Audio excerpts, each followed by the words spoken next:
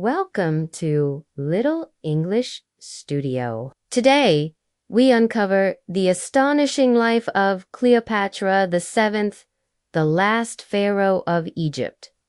Her story intertwines ambition, romance, political power, and tragedy. She challenged Rome's greatest leaders, ruled the world's Digisto Empire, and left a legacy that continues to fascinate centuries later. Let's begin this journey into the life of Cleopatra, queen, diplomat, mother, myth. Cleopatra was born in 69 BC in Alexandria, Egypt, then part of the Ptolemaic kingdom, a dynasty founded by one of Alexander the Great's generals.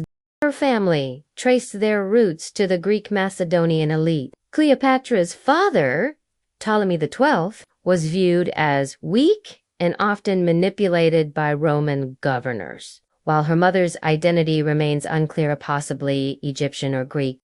From an early age, Cleopatra learned Greek, Egyptian, and local customs. Unlike many Ptolemaic rulers, she mastered Egyptian languages. This skill allowed her to build legitimate connections with her people. Cleopatra began her reign in 51 BC, co-ruling with her brother Ptolemy XIII, but rivalry soon turned vicious. Power struggles escalated. Ptolemy's advisors plotted against Cleopatra, and she was forced into exile.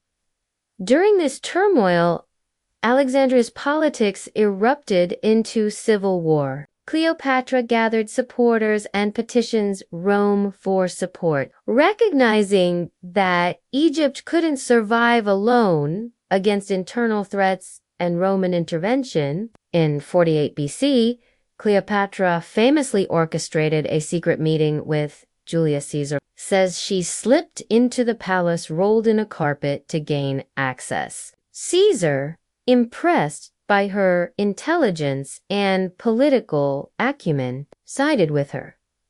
Together, they defeated Ptolemy's forces in the Battle of the Nile. Caesar installed Cleopatra as sole ruler. She later gave birth to Caesar's son Caesarion, strengthening her political ties despite Rome's reluctance to officially acknowledge the child as pharaoh.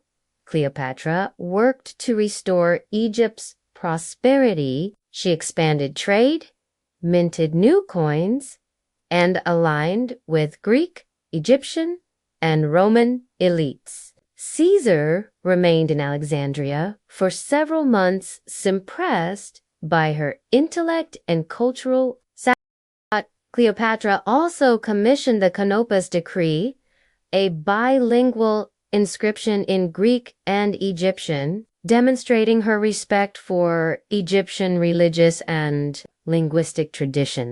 But threats loomed. Caesar's assassination in 44 BC sparked chaos in Rome. Egypt's future once again hung in the balance.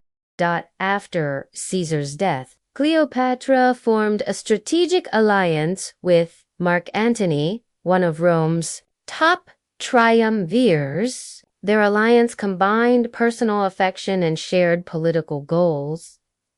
They had 3 children together and used their joint power to undermine Octavian, Caesar's adopted son and future Emperor Augustus. Their relationship was portrayed by Octavian as scandalous propaganda, often emphasizing Cleopatra's foreignness and exotic appeal. In 31 BC, Antony and Cleopatra's forces faced Octavian at the Battle of Actium. Poor weather, miscommunication, and nerves led to their defeat.